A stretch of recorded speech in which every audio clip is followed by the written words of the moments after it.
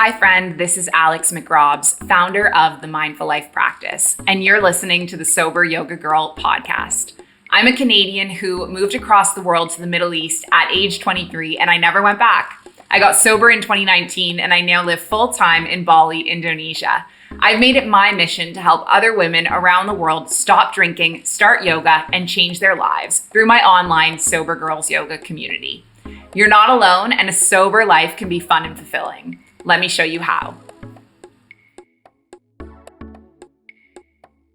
Drinking alcohol is like pouring gasoline on your anxiety.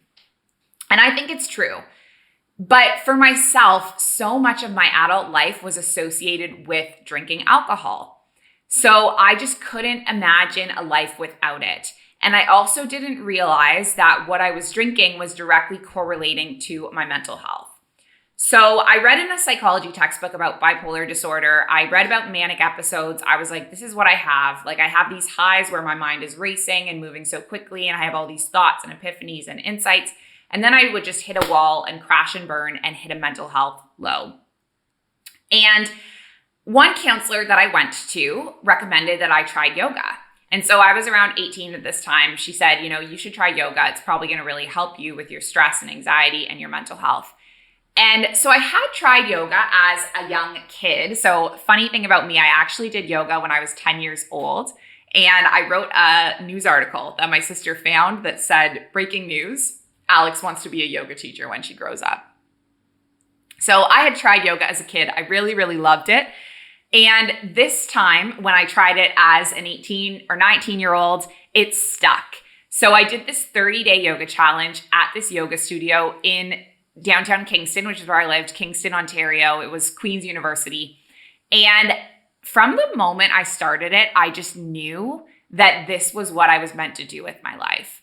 Like, I was just so connected to yoga. It helped me and healed me so much. And I started working at the studio, cleaning the studio in exchange for free classes, which was like the most hilarious thing because I had no clue like what a mop was, how to clean a toilet, but I became the cleaner at the studio. And then I started working at the front desk of the studio. And what I loved about the front desk was all of the admin tasks related to the studio. So people would come in, I'd check them in, sell them their passes, I'd learn their names, and just really felt like I played an important role in my community.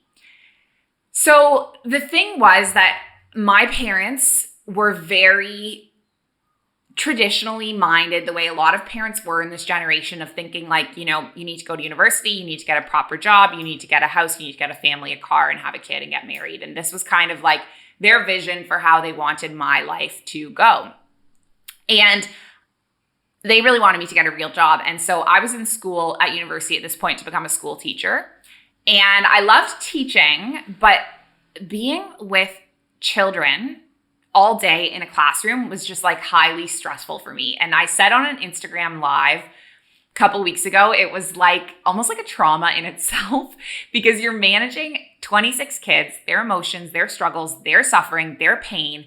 You are managing their parents' stress. You are managing the stress and the drama of the actual school. Like, you just have so many different people's lives and issues and things going on that are so out of your control. And for me, that was why teaching was a problem for me. It wasn't the actual act of teaching itself. Like, the act of teaching itself, I loved. It was just the managing all of the people, which was just too much for me. For a highly sensitive person who gets really triggered by stress into depression and mania, being a teacher was like not the answer for me. But I really wanted to be a yoga teacher. So my parents were not supporting this dream at all. They didn't want me to do yoga teacher training. So I ended up saving up all my money. I got a scholarship. I got some money from someone in my family, and I traveled to Mexico for my yoga teacher training. And fun fact, I'm actually hosting a yoga retreat at this exact center in June. So in about 6 weeks. I haven't been back since back then in 2014. And it was just like the most magical time of my life. And I'm really excited because I'm going to be meeting a lot of Mindful Life Practice community members, a lot of teachers, a lot of yoga students, even some people I haven't met before, but I've seen on Facebook and Instagram. They're all going to be coming to meet me in Mexico. So we do have a couple spots left. If you do want to come on the Mexico retreat, come on down. It's going to be awesome. So I went to Mexico, did my yoga teacher training, And when I returned, I got back to Canada and I just stepped naturally into teaching every different kind of yoga. Like even the styles that I hadn't done training for, I started teaching them. And I was not interested in being a school teacher at all.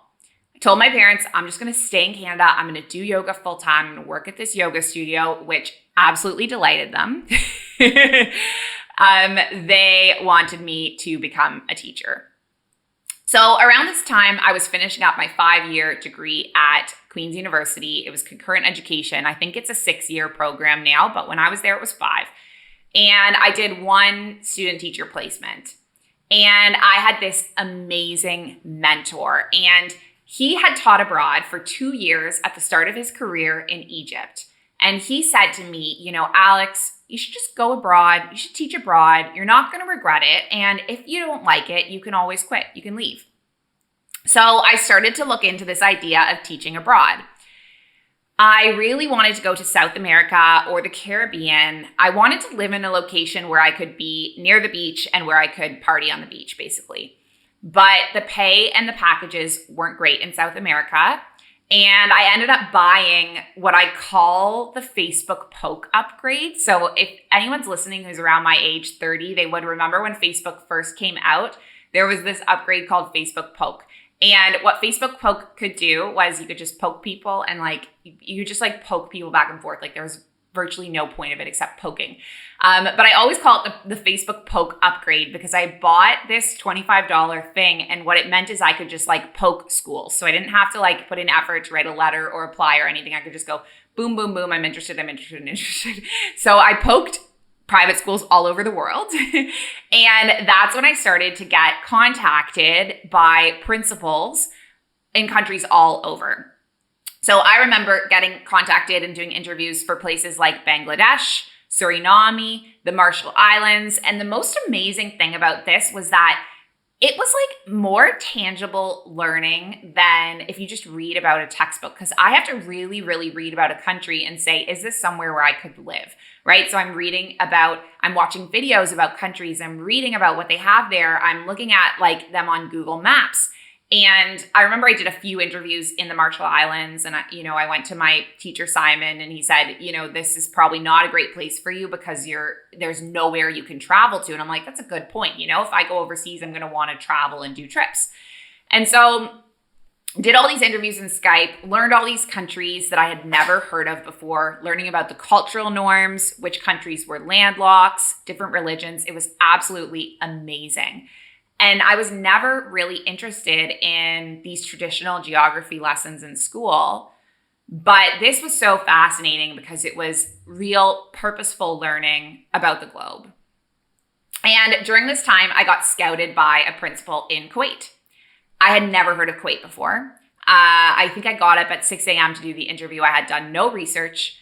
I Googled it for about 2 minutes before I got on the call, found out that Kuwait was in between Saudi Arabia and Iraq.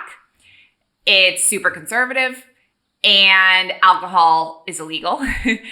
And the principal that I interviewed with ended up being from my neighborhood in Toronto, and we just really connected. And I had this gut feeling that this was the place for me. So that was it. I was moving to Kuwait. I hadn't even gotten the job offer, but I was like, this is it. This is where I'm going. Sometimes you just know in your intuition or your gut what is right for you. And when I told all of my family and friends that I was moving to Kuwait, they looked at me like I had completely lost my mind. Probably because it's so conservative. There's so many stereotypes about the Middle East being violent or dangerous or unsafe for women. And everyone knew that in Kuwait, alcohol was illegal. And I had this huge party girl reputation. So everyone kept saying to me, like, Alex, you're going to get arrested if you go to Kuwait. There's no way that you're not going to get arrested. So I had this gut feeling, despite all of that, the stereotypes, the beliefs, the people thinking that I was going to get arrested, I had this gut feeling that Kuwait was the right place for me. And so 6 months later, I moved to Kuwait. And when I look back on this time in my life, I'm honestly shocked that I went there all alone as a 23-year-old. So I had never even been to Asia before, let alone the Middle East. And when you move overseas, there is the experience of culture shock. So from the very beginning, I was experiencing this honeymoon phase of culture shock where everything's amazing, roses, beautiful. I was like, I'm Carrie Bradshaw on, Sex and the City 2, where she goes to the Middle East, and it was all amazing. And then all of a sudden, I just hit this wall where things got extremely challenging. And the thing about Kuwait is that the norms are just so different from, the ones that I grew up in Canada. And there had to be a huge realization that my way is not necessarily the right way. And I had to kind of open up my heart and my mind. And I want to give you one example. So when I was in Kuwait, it was super common to see children playing out on playgrounds at midnight. And when I got there, I was like really judging the whole experience, judging the parents. Why are they not enforcing a bedtime? Like, what is the problem here? And it took me a really long time, like genuinely years, to wrap my mind around and understand that they do this for a few reasons. First of all, the climate. So it's like 50 degrees Celsius during the daytime in the summer. And that's like way too hot for children to play outside. So they might play out at night instead. And I actually grew to love this because it meant that I felt so safe as a woman at night alone, because there were always children and families out at night. And when I first moved there, it was something that I just could not understand. I couldn't understand this cultural difference. And what it meant is that children were often late to school, or they came into school tired, but this isn't them being disrespectful. This is just a different way of life. And so this is one of my biggest takeaways from my time in Kuwait, is that when I grew up in Canada, I had a very narrow view of what was right and what was wrong based on my culture and the way my family did things. And when coming abroad, I had to learn to step into other perspectives and see how everyone does everything a little bit differently. So I spent 2 years in Kuwait. It was extremely, extremely challenging. I've talked about this in different podcast episodes, but Kuwait is a tiny country, smaller than the city of Toronto. Both the borders were countries that I couldn't travel to, right? I couldn't go to Iraq. I couldn't go to Saudi Arabia. Alcohol was illegal, and I was already struggling with my drinking. So then I became obsessed with like making wine, scraping the mold off of wine, drinking bootleg alcohol, going on dates with people that could get me alcohol at embassies, and traveling. So leaving the country, going to nearby countries where I could drink, like Dubai. And in this time, I got to see countries I had never even heard of before, and also countries that I never would have imagined that I would visit in this lifetime. So I got to see the Great Pyramids of Egypt, the Taj Mahal in India. I went to the Sagrada Familia in Spain. And during this time, I actually was also still teaching part-time yoga. So I was teaching grade 3 at this school, which was like a nightmare. But I was also teaching yoga part-time. And I actually even got a job opportunity to teach yoga full-time at a studio in Kuwait. And I almost took it. And then I got too scared about the risk and backed out. And my parents were not totally crazy about this idea. Again, they tried to talk me out of it. And so at this point in my life, things were kind of falling apart. So my drinking was out of control. I also had gotten married, was getting a divorce, was experiencing so much career unfulfillment. I hated being a teacher. My mental health was in its worst space. And I actually spiraled so much that I was having suicidal thoughts and really thinking about ending my life, and contemplating and thinking over and over again about jumping off the building that I lived in Kuwait, in Mabula. And I got really, really lucky to go home to Canada, and I was already on mental health. I was already on mood stabilizers for bipolar disorder, but my meds got increased, and I got to spend time in my country and with doctors, and I was taken care of, and I got back into yoga, and I received medical treatment. I was doing a lot better. And so at the same time, I also got an opportunity to come to Bali, Indonesia. So I was planning on doing my 300-hour advanced yoga teacher training. Supposed to be my honeymoon, big trip in 2017. Me and my ex break up the night before the flight. I end up, having this spiral of suicidal thoughts, thinking I'm a bad person, wanting to jump off the building, go back to Canada. And then I could not get a refund on my yoga teacher training in Bali. So I was like, okay, well, I guess I have to go to Bali because I've spent so much money on this training. So I came to Bali, and this month was like this life-changing month for me. Like, I can't describe to you what it's like to go through a period where you want to end your life and you're feeling suicidal and everything feels so sad and so dark and so gray. And then coming to a place like Bali and like stepping my feet in like soft soil and smelling incense and tasting fresh fruit and hugging people and like looking people in the eye and speaking my truth. Like it was just the most incredible month of my life. And I just want to live here for the rest of my life. And the funny thing is, so I ended up getting a job in Abu Dhabi. And I remember I met one person the morning that I arrived in Abu Dhabi, and I came straight from Bali to Abu Dhabi. And she said to me, you know, from that moment you were talking about living in Bali. And that was 5 years ago. And obviously I live in Bali now. But this was a dream of mine to live here. But it's like, how do you, when you're taught your whole life that you just need to like, you know, go to university, get a job, get a house, get a pension, get healthcare, and then get married and have a kid and then die. Like you're told this is the life that you're supposed to follow. How do you conceptualize something different? Like how do you imagine something different than the norm? And so I went back to my version of the norm, which was, you know, working at an international school. And I got this opportunity to teach at a school in Abu Dhabi. So Abu Dhabi is the capital city of the United Arab Emirates, and it's a lot more modern and busy and organized than Kuwait. And it was more liberal than Kuwait too. So, you know, alcohol was legal. I could drink, I could party. And there's also so much incredible stuff to do in Abu Dhabi and Dubai. So I highly recommend going there, visiting, you know, the Sheikh Zayed Grand Mosque, the Burj Khalifa. They even had concert venues in Abu Dhabi and Dubai, which they didn't have in Kuwait. So I could see Sam Smith, Dua Lipa, Guns N' Roses in concert. And I just felt so at home and so happy in Abu Dhabi.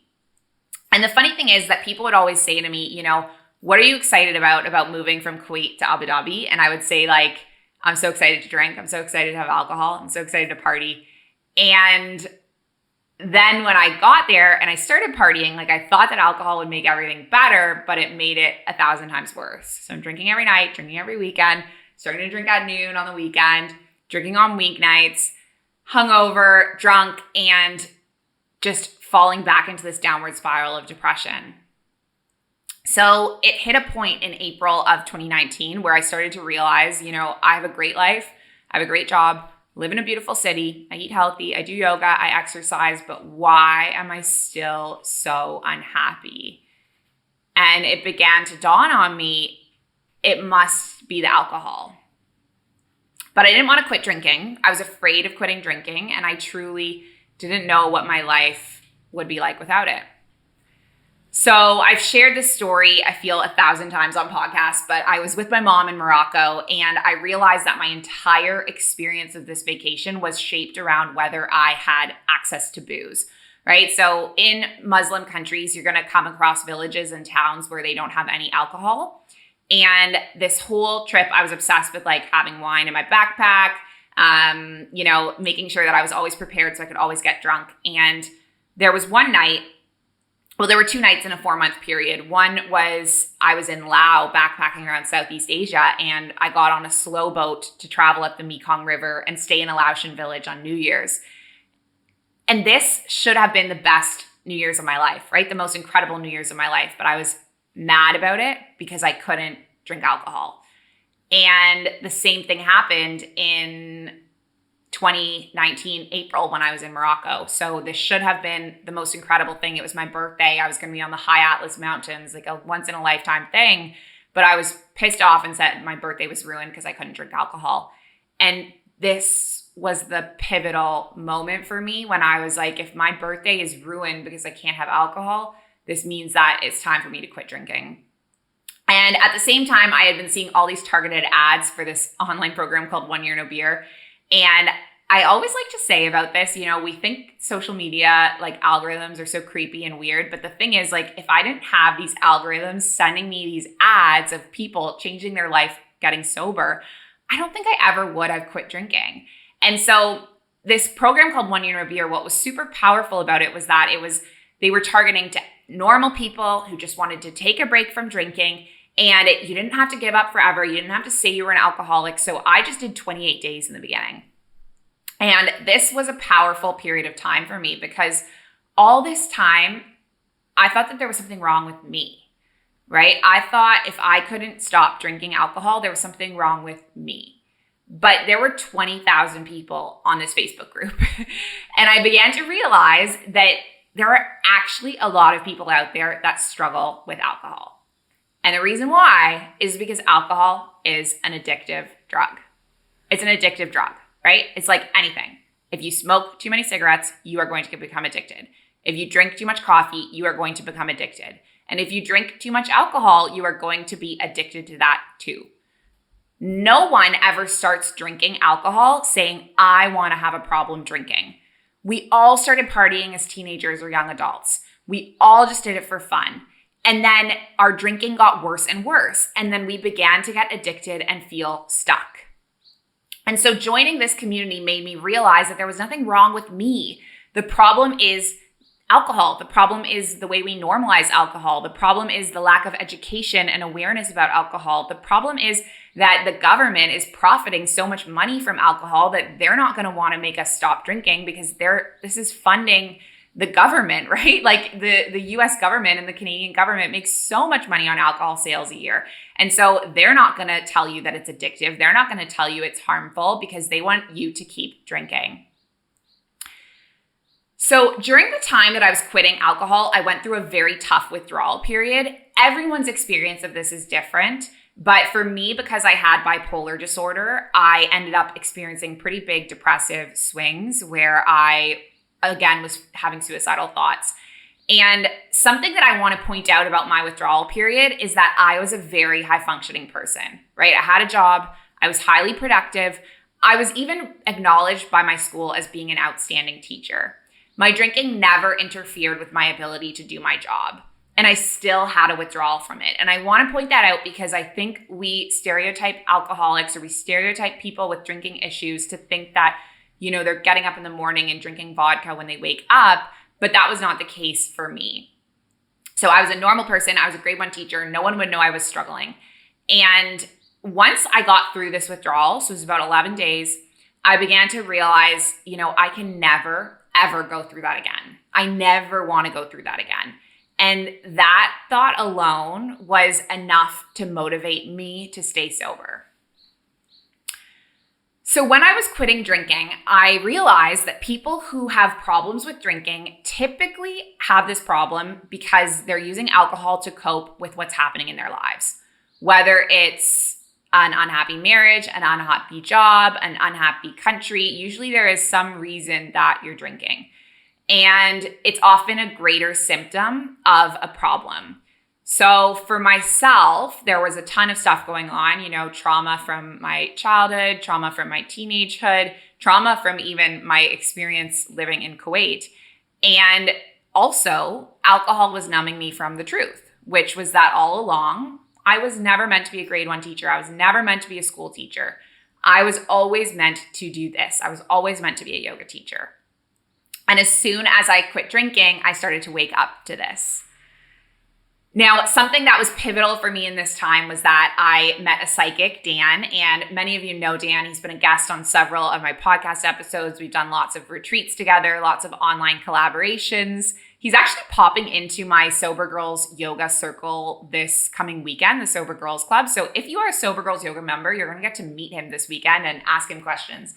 But the amazing thing about Dan is that he looked at me, sat down, closed the eyes, counted down from 21 to 1, opened the eyes, and he said to me, "You were never meant to be a school teacher. You were meant to be a healer." And I just remember that sentence because it was true and I knew it, right? And so Dan was not making up random things. Dan was not, putting ideas in my head that weren't authentic.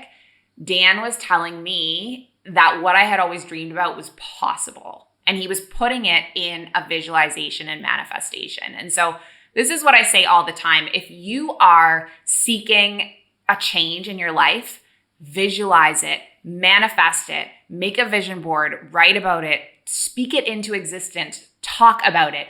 If you cannot talk about it, if you cannot speak it into existence, if you can't believe in it, maybe get someone that's going to help you do that. Like it could be a psychic, it could be a coach, it could be anything. It could be coming on a manifestation retreat. Actually, the Mexico retreat is manifestation themed. So if you're really struggling with this, come on the Mexico manifestation retreat and we are going to speak your dreams into existence.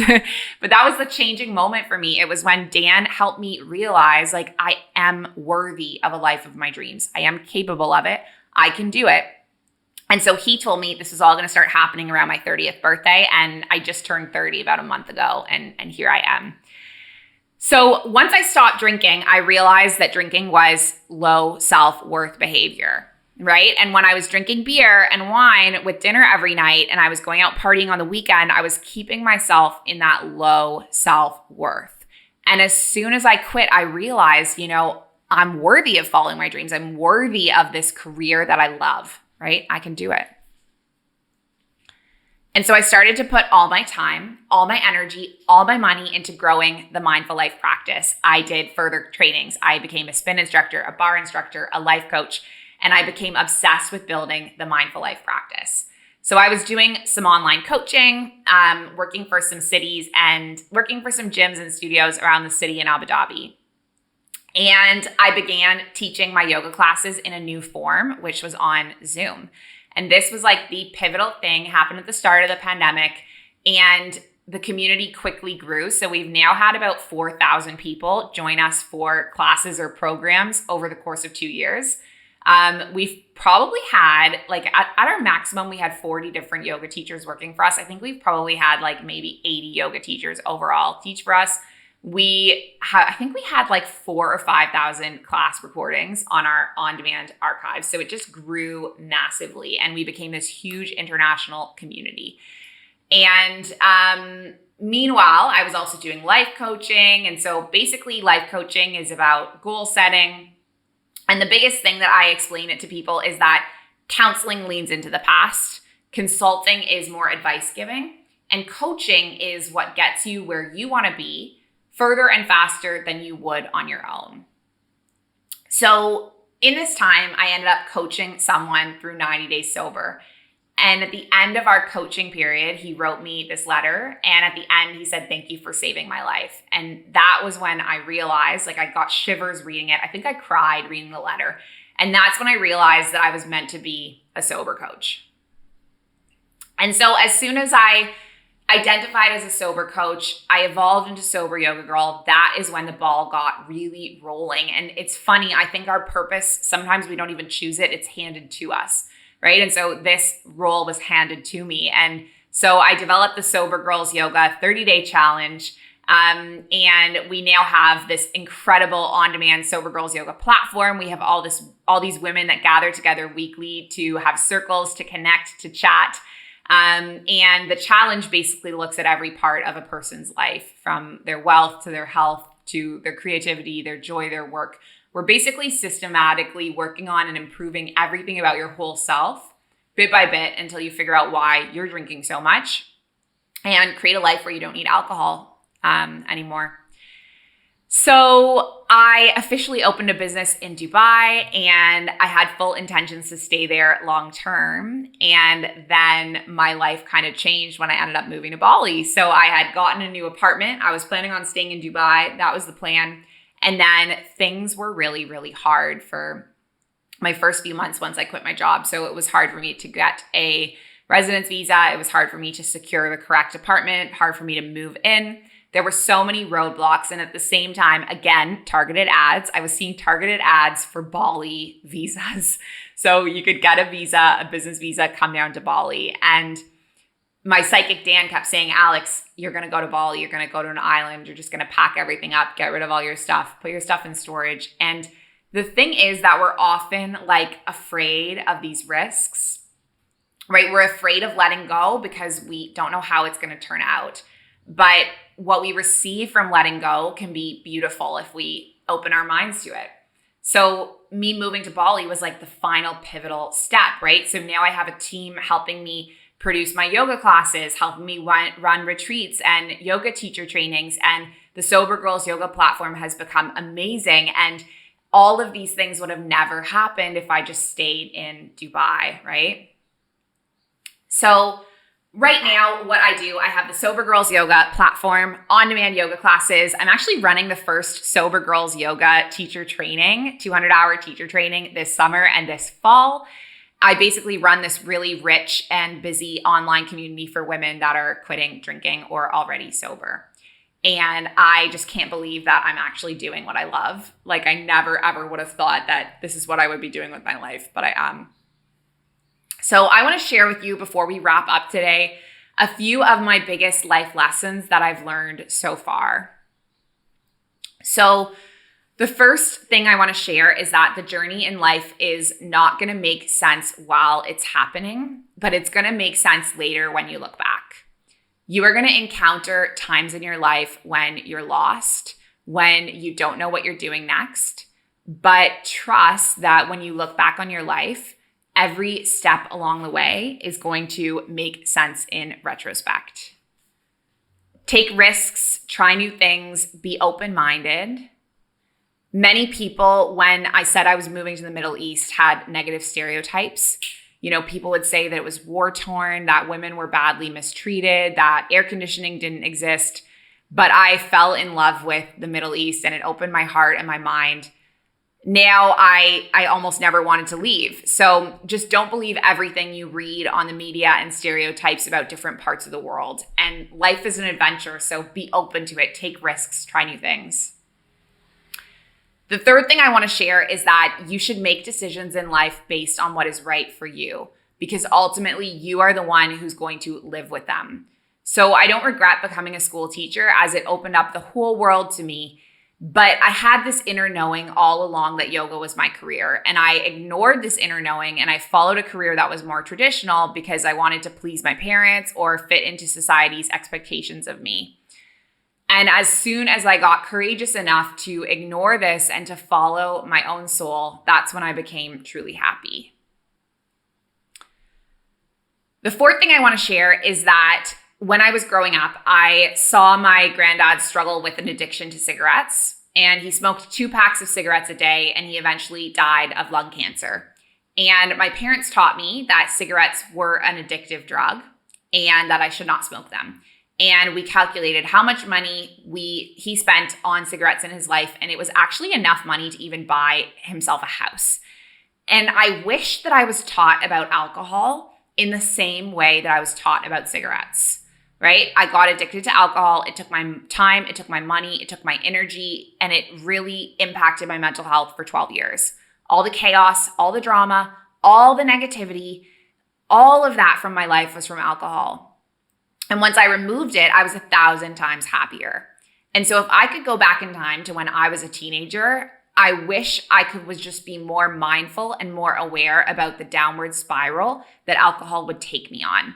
And I think more awareness needs to be raised about the dangers of drinking, and it has to be taught. And the fifth and final thing I want to share is that it is okay. It is okay to have failures. It is okay to make mistakes. It is okay to have mess ups.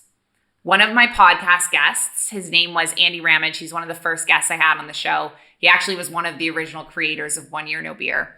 And he said, your mess is your message. And I actually don't even know if he made this up. Like, it might have been someone else who said it. But I truly believe this to be true, right? My greatest mess and my greatest mistake was my partying years and my challenge to get sober and quit drinking. But had I not been through this, the Mindful Life practice and Sober Girls Yoga and the Sober Girls Yoga YTT and all of these things wouldn't exist, right? My greatest mess is my greatest message. And now I've made it my mission in life to support other people in quitting drinking too.